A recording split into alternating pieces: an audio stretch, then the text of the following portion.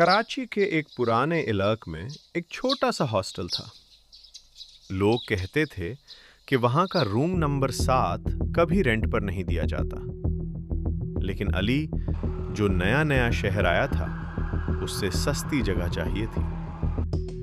Manager ने पहले मना किया, फिर धीरे से बोला, रूम ठीक है, बस रात को दरवाजा मत खोलना, चाहे कोई भी आवाज आए।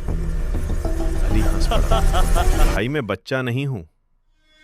पहली रात के 2 बज रहे थे। अली ने अचानक ठक ठक ठक की आवाज सुनी, जैसे कोई धीरे धीरे दरवाजा नॉक कर रहा हो। अली ने पूछा, कौन है?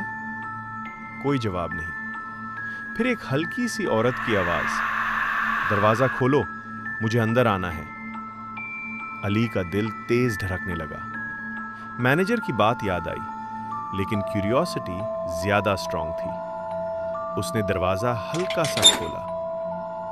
जो उसने देखा, बाहर कोई नहीं था, सिर्फ अंधेरा और नीचे जमीन पर गीली मिट्टी के निशान, जैसे कोई पानी से भिगा हुआ अंदर आया हो।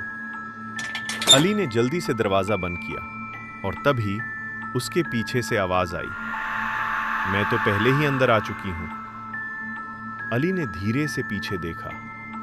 कमरे के कोने में एक लंबी गीली बालों वाली औरत खड़ी थी।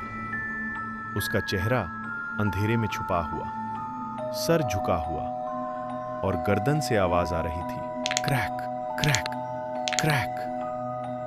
फिर उसने अपना सिर धीरे धीरे उठाया। उसकी आंखें बिल्कुल सफेद और मुंह से पानी टपक रहा था।